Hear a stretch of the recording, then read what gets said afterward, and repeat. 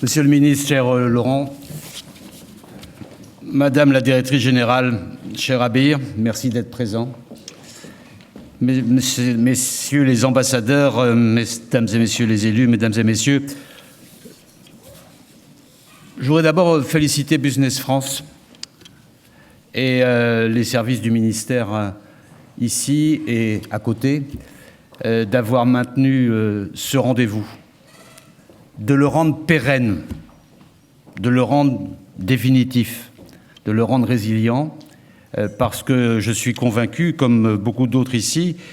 que les pays du Golfe, la région du Golfe sera pour l'avenir un élément majeur de croissance et de développement économique sur l'ensemble de la croissance mondiale, que c'est la région majeure de cette période et que malgré les complications, les tensions, vous avez tenu à marquer ce rendez-vous Vision Golfe qui se tient pour la 3e fois. Et je considère que c'est à la fois un acte de détermination, de volonté et aussi un acte de confiance dans cette période. Donc je me réjouis d'être présent ici dans une configuration très particulière et très agréable, puisque je suis ici avec la directrice générale de la Commission royale pour vous parler d'un enjeu majeur pour nous qui concerne Alula, qui est un exemple de coopération stratégique que nous avons initié avec l'Arabie saoudite depuis plusieurs années et qui s'inscrit complètement dans la vision 2030 engagée par le prince héritier et qui se traduit par la diversification, l'ouverture, l'innovation et qui appelle des partenariats forts et des partenariats de confiance, ce qui est le cas pour Alula. Parce qu'Alula, c'est bien plus qu'un site exceptionnel du patrimoine mondial. Pour moi, c'est 3 choses complémentaires qui s'irriguent les unes et les autres. D'abord, c'est un lieu emblématique de l'identité du royaume et donc de l'histoire de toute la région. Nos archéologues, avec leur équipe internationale de 250 personnes et leurs partenaires saoudiens, ne cessent de le démontrer jour après jour, j'allais dire. Ensuite, Alula, c'est un laboratoire vivant de la vision 2030 que j'évoquais il y a un instant. C'est un lieu où se croisent préservation patrimoniale, innovation culturelle, développement durable et inclusion sociale. C'est tout ce que nous voulons faire ensemble. Et enfin, Alula, c'est un modèle de coopération bilatérale entre la France et le Royaume, initié par l'accord intergouvernemental de 2018, que j'ai eu l'honneur de signer, et suivi de plusieurs autres accords qui permettent à l'Agence française pour le développement d'Alula d'être un partenaire actif auprès de la Commission royale pour Alula, la RCU, que dirige Abir Al-Hakel. Ce partenariat, cette coopération mobilise les expertises françaises parmi les plus pointues dans les domaines de l'archéologie, de l'urbanisme, de la culture, de la formation, du sport, mais aussi de l'agriculture durable et du développement économique. Et ainsi sont sortis des projets majeurs comme la Villa Egra, inspirée de la Villa Médicis, ou la création progressive d'un musée d'art contemporain auquel faisait référence tout à l'heure Pascal, avec le soutien actif du Centre Pompidou. Et prochainement, le 2 octobre, nous aurons l'occasion de lancer la première saison de la Villa Egra, qui sera l'occasion de marquer fortement notre présence au cœur de la ville, de célébrer la vitalité de notre partenariat artistique et culturel franco-saoudien qui va bien au-delà de la région d'Alula. Et puis, de la même manière, au début 2026, nous aurons l'occasion d'inaugurer ensemble la première exposition du Centre Pompidou à Alula sur le chemin de la conception du futur musée d'art contemporain avec peut-être un jour une extension à Riyad.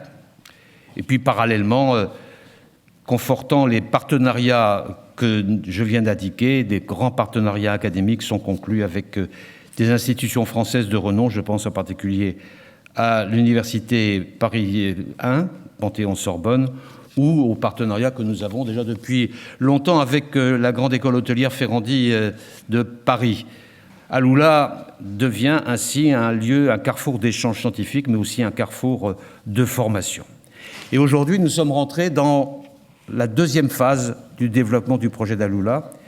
Cette deuxième phase a été marquée par la visite d'État du président de la République en Arabie Saoudite, qui est lui-même venu à Alula dans une escale marquante. Et c'est le point de départ d'une nouvelle impulsion et de nouvelles orientations qui s'organisent autour de 4 grands thèmes, 4 grands sujets. D'abord, la mise en œuvre de projets culturels et artistiques à impact rapide et à forte visibilité, comme ceux que j'ai évoqués il y a quelques instants. Par ailleurs, le développement durable, qui est au cœur de nos initiatives partagées, avec déjà beaucoup d'acteurs français, tels que BRGM, BRL Ingénierie, Valorise, Apex Agri, qui sont présents sur place et qui accompagnent la région dans la gestion responsable de ses ressources naturelles, singulièrement l'eau, mais aussi la recherche de solutions innovantes et la préservation de la biodiversité, et aussi la connaissance approfondie des milieux, le développement durable, l'innovation orientée en particulier vers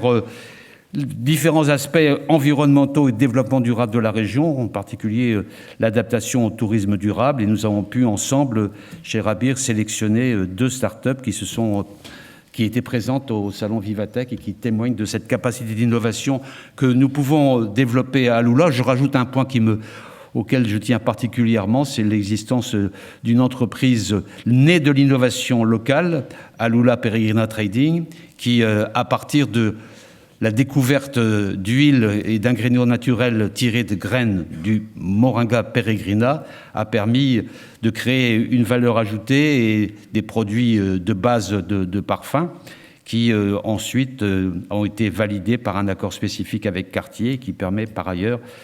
d'impliquer près de 200 agriculteurs dans ce succès très, très original, mais aussi très innovant. Et enfin, le quatrième aspect, c'est le maintien de l'appui aux filières de développement économique et de développement urbain qui nous permet de mobiliser nos entreprises. Plusieurs exemples ont été cités par Pascal tout à l'heure, je pense à Alstom, à Bouygues, à Accor, mais il y a aussi beaucoup d'autres entreprises qui sont partenaires de ce développement. Et le rôle de l'agence que je préside est de soutenir cette dynamique, cette deuxième étape que nous avons lancée, et de faire en sorte de mettre en relation les porteurs de projets et de faire en sorte que les démarches administratives, la structuration des chaînes de valeur et la mobilisation des financements soient au rendez-vous. Ainsi, nous faisons en sorte de contribuer à ancrer Alula dans un avenir à la fois durable, inclusif et économiquement viable. Finalement, nous sommes, avec la Commission royale, à la recherche d'un modèle nouveau qui soit à la fois inclusif et résilient et porteur aussi de développement durable et d'un tourisme d'un nouveau type. Et c'est ce challenge-là que nous menons ensemble avec Abir Alakel, à qui je passe la parole maintenant. Merci.